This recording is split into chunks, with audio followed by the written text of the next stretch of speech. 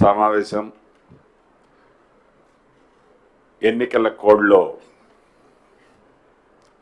కేంద్ర ఎన్నికల కమిషన్ నుంచి పర్మిషన్ తీసుకొని క్యాబినెట్ ఈరోజు పెట్టడం జరిగింది. ఈ పర్మిషన్ కూడా ఏదైతే ఈ ఎన్నికల కోడ్లో రాష్ట్రంలో రైతులు కానీ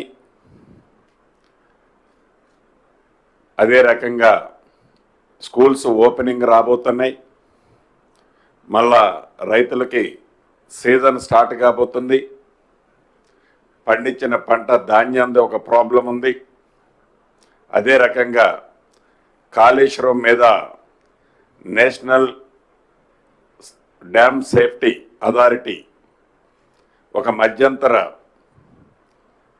రిపోర్టును కూడా ఇచ్చింది. ఇవన్నీ కూడా ఈ మాన్సూన్ స్టార్ట్ అవ్వకముందే కొన్ని క్యాబినెట్ డెసిషన్ తీసుకోవాల్సిన అవసరం ఉంది. కాబట్టి కేంద్ర ఎన్నికల సంఘం అడిగిన దానికి ఎమ్మటే ఇవ్వకుండా కొద్దిగా లేటుగానైనా పర్మిషన్ ఇచ్చిన తర్వాత సుదీర్ఘంగా క్యాబినెట్లో చర్చించడం జరిగింది. మొదటిది ఏదైతే యాసంగిలో తెలంగాణ రాష్ట్రంలో పండించిన ధాన్యం విషయంలో సుమారు ఇప్పటి వరకు 36 లక్షల మెట్రిక్ టన్నులు సివిల్ సప్లై డిపార్ట్మెంట్ సేకరించడం జరిగింది. ఈ సేకరించిన ధాన్యానికి 3 రోజుల లోపే ప్రతి రైతన్నకు గతంలో ఎన్నడూ లేని విధంగా వారి డబ్బులు వారి అకౌంట్లో వేయటం జరిగింది. అంతేకాదు అన్న ప్రకారం ఇవ్వటమే కాకుండా ఎక్కడైతే పంట దేశంలో ఏ స్టేట్ గవర్నమెంట్ కూడా ఈ సివిల్ సప్లై ద్వారా ఇంత అడ్వాన్స్గా ధాన్యాన్ని సేకరించిన సందర్భం లేదు. గడిచిన 10 సంవత్సరాల్లో కూడా గత ప్రభుత్వంలో ఇంత అడ్వాన్స్గా పండిన పంటని ప్రభుత్వం సేకరించిన సందర్భాలు లేదు.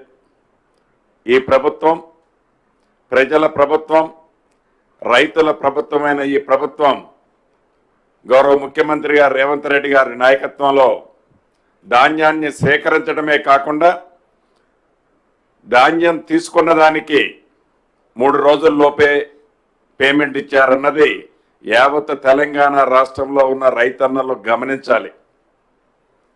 రెండవ విషయం, ఏదైతే అకాల వర్షాలు ఎప్పుడూ లేని విధంగా రాష్ట్రంలో గడిచిన 10 రోజుల నుంచి పడుతున్న సంగతి యావత్ తెలంగాణ రాష్ట్ర ప్రజలకి రైతన్నలకి అందరికీ తెలిసిందే. ఈ అకాల వర్షాల వలన రాష్ట్ర ప్రభుత్వం ఎన్ని ప్రత్యేకమైన జాగ్రత్తలు తీసుకున్నప్పటికీ కొంత ధాన్యం తడిచిన మాట వాస్తవం. రాష్ట్ర ప్రభుత్వం తడిచిన ధాన్యాన్ని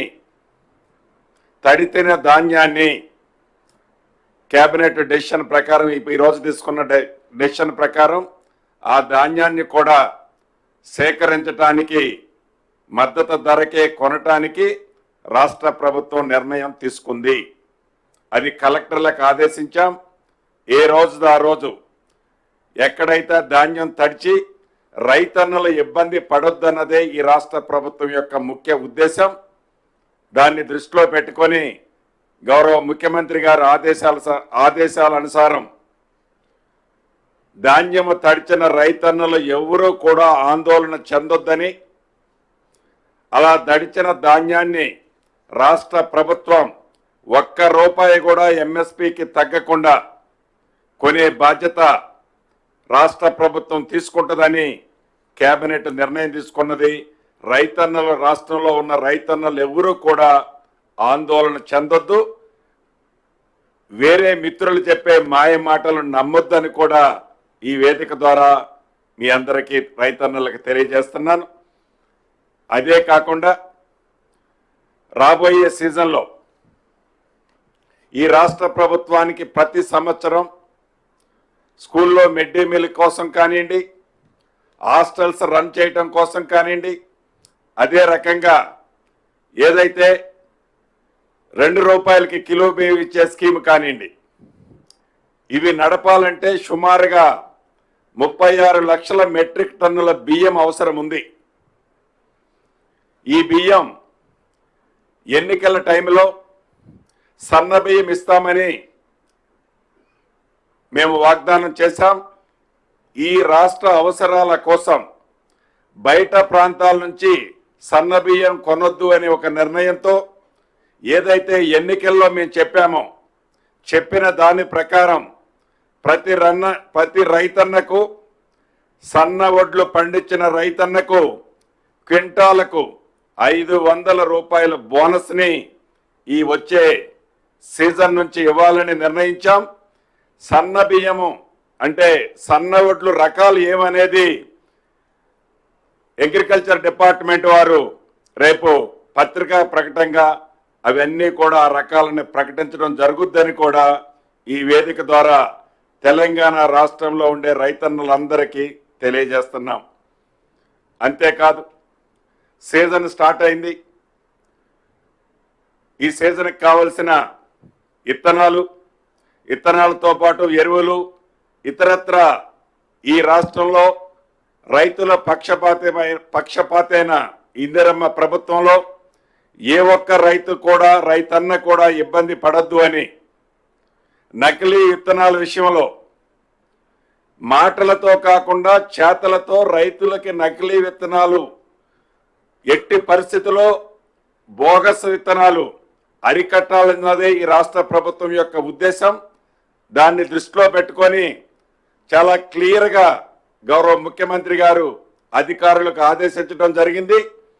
ఎవరైతే నకిలీ విత్తనాలు సృష్టిస్తారో, నకిలీ విత్తనాలు అమ్ముతారో, నకిలీ విత్తనాలు అమ్మి నకిలీ రెసిప్ట్లు ఇస్తారో వారందరి మీద కఠినమైన చర్యలు తీసుకునే విధంగా ఆదేశాలు ఇచ్చారు.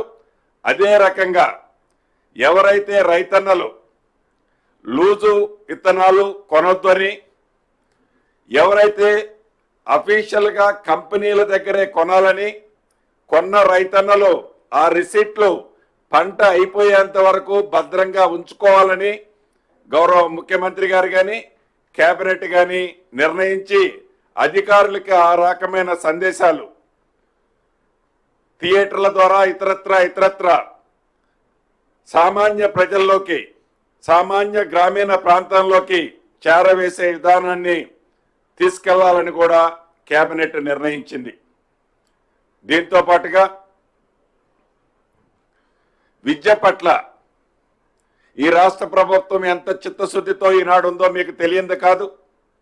స్కూల్స్ ఓపెన్ చేసే టైం దగ్గరకు వచ్చింది. అది June 12 నాడు ఉంది.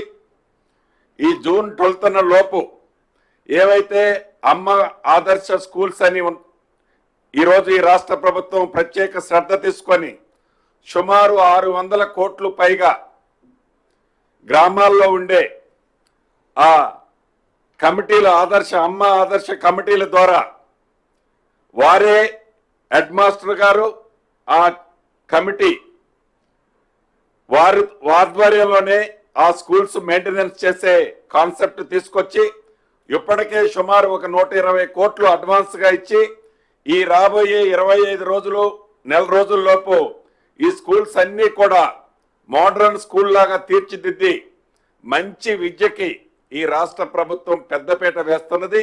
అది మాటలతో కాకుండా చేతలతో చేయాలన్నదే ఈ ఇందిరమ్మ రాజ్యం యొక్క ఉద్దేశం.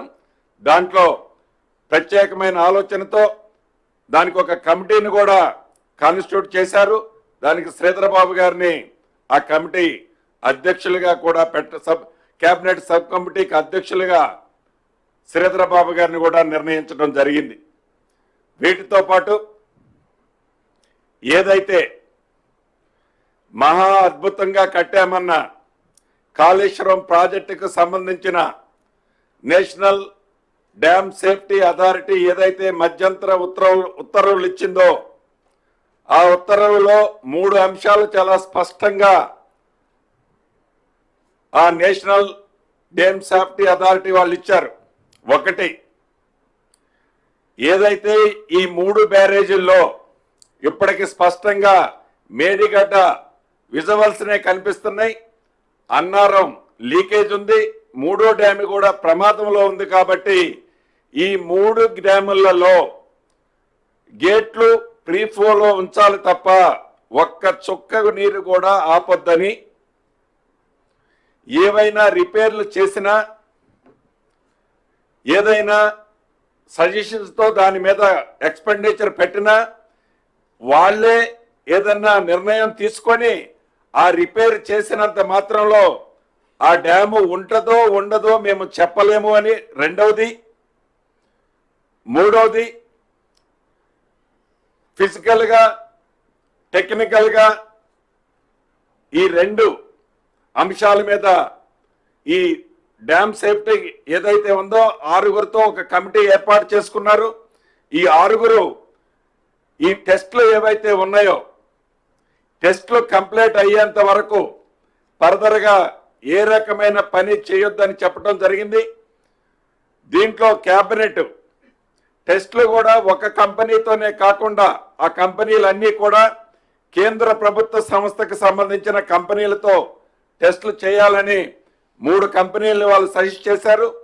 ఈ 3 కంపెనీల్లో ప్రతి డ్యాముకి 2 కంపెనీలతో అంటే 2 ఒపీనియన్లు తీసుకొని ఆ 2 ఒపీనియన్లో 3 డ్యాములకి తీసుకొని వారి సూచనల మేరకు వీటిని రిపేర్ చేయాలని కూడా కేబినెట్ ఏదైతే నేషనల్ డ్యామ్ సేఫ్టీ అథారిటీ వారు ఇచ్చిన సూచనలకు అనుగుణంగానే నడుచుకోవాలని కేబినెట్ నిర్ణయించడం జరిగింది.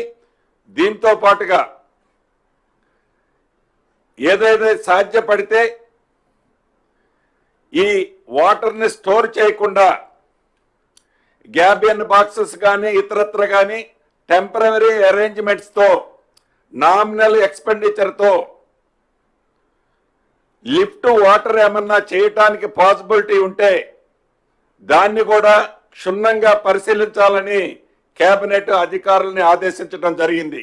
అది కూడా డ్యామ్ సేఫ్టీ అథారిటీ వాళ్ళ సూచనల మేరకు రైతులు ఇబ్బంది పడకుండా ఉండే విధంగా, రైతులకు నష్టం కలగకుండా ఉండే విధంగా ఏ మాత్రం అవకాశం ఉన్నా వారి సూచనలో సలహాల మేరకు టెంపరవరీగా నామినల్ ఎక్స్పెండిచర్తో చిన్న రింగ్ బండి లాంటిది కాకుండా ఈ రాక్తో ఒకటి రాక్ ఫార్మేషన్తో చేసేది ఉంటుంది, దాన్ని ఏర్పాటు చేసి దాంతో చేయటానికి ఫీజిబిలిటీ ఉంటుందేమో అని ఒకసారి స్టడీ చేయమని చెప్పడం జరిగింది. దానికి మెయిన్ ఉద్దేశం ఈ రాష్ట్ర ప్రభుత్వం గత ప్రభుత్వం ఏదైతే ఖర్చు పెట్టిందో ఆ ఖర్చు పెట్టిన డబ్బు వృధా పోకుండా ఉండే విధంగా ఏ మాత్రం అవకాశం ఉన్నా నిపుణుల సూచనల మేరకు దాన్ని టెంపరరీ అరేంజ్మెంట్స్ చేసి నీటి రైతన్నలకు ఇవ్వాలన్నదే ఈ రాష్ట్ర ప్రభుత్వం యొక్క ముఖ్య ఉద్దేశం. వీటితో పాటు మిగతా అనేక అంశాలు చర్చిస్తూ తెలంగాణ రాష్ట్రాన్ని ఇచ్చింది ఆనాడు శ్రీమతి సోనియా గాంధీ గారు, కాంగ్రెస్ పార్టీ. తెలంగాణ రాష్ట్రాన్ని ఇచ్చి 10 సంవత్సరాలు అయింది. రేపు జూన్ 2 వస్తే 10 సంవత్సరాలు కంప్లీట్ అవుతాయి. కేబినెట్లో గౌరవ ఉప ముఖ్యమంత్రి గారు బట్టి విక్రమార్క గారు ఒక తీర్మానం చేయటం జరిగింది. ఏదైతే ఆనాడు శ్రీమతి సోనియా గాంధీ గారు కాంగ్రెస్ పార్టీ తెలంగాణ రాష్ట్రాన్ని ఇచ్చి 10 సంవత్సరాలైన ఈ సందర్భంలో తెలంగాణ రాష్ట్రంలో కొత్తగా వచ్చిన ఈ తెలంగాణ రాష్ట్రానికి మొట్టమొదటిసారిగా కాంగ్రెస్ ప్రభుత్వం రాష్ట్రంలో అధికారంలో వచ్చిన సందర్భంగా ఆనాడు తెలంగాణ ప్రజల ఆశయాలను 6 దశాబ్దాల తర్వాత ఇచ్చిన ఆ సోనియమ్మని ఒక మంచి కార్యక్రమం ఇక్కడ ఏర్పాటు చేసి రాష్ట్ర అవతరణ దినోత్సవం సందర్భంగా ఒక అద్భుతమైన కార్యక్రమాన్ని ఏర్పాటు చేసి శ్రీమతి సోనియా గాంధీ గారితో పాటు రాష్ట్రంలో అనేక మంది ఆనాడు రాష్ట్ర సాధన కోసం రాష్ట్రాన్ని తెచ్చిన దాంట్లో చాలా మంది పెద్దలున్నారు. వారందరినీ పిలిచి ఒక మంచి పబ్లిక్ మీటింగ్ లాగా ఏర్పాటు చేసి దాంట్లో వారిని సన్మానించాలి అని, ఈ సన్మానించటం కోసం కేంద్ర ఎన్నికల సంఘానికి లెటర్ రాయాలని కేబినెట్ లో నిర్ణయం తీసుకోవటం జరిగింది. చివరగా తెలంగాణ ప్రజలకి, తెలంగాణ రైతన్నలకి ఒకటే చెప్పదలుచుకున్నాం. ఈ రాష్ట్రం ఏర్పడిన తర్వాత ఈ ప్రభుత్వం, ఈ ఇందిరమ్మ ప్రభుత్వం మీ ప్రభుత్వం, ప్రజల ప్రభుత్వం, ప్రజల కోసం చేసే ప్రభుత్వమే తప్ప ఇంకొక ఉద్దేశం ఈ ప్రభుత్వానికి లేనే లేదు. ప్రధాన ప్రతిపక్షం ఏదైతే రైతుల పట్ల ఇతరత్ర ఏదైతే ముసల కన్నీరు కారుస్తుందో అది 100కి 100% నోరు తెరిస్తే అబద్ధాలు తప్ప నిజము ఏమీ లేదని ఈ వేదిక ద్వారా తెలుపుతూ సెలవు తీసుకుంటున్నాను.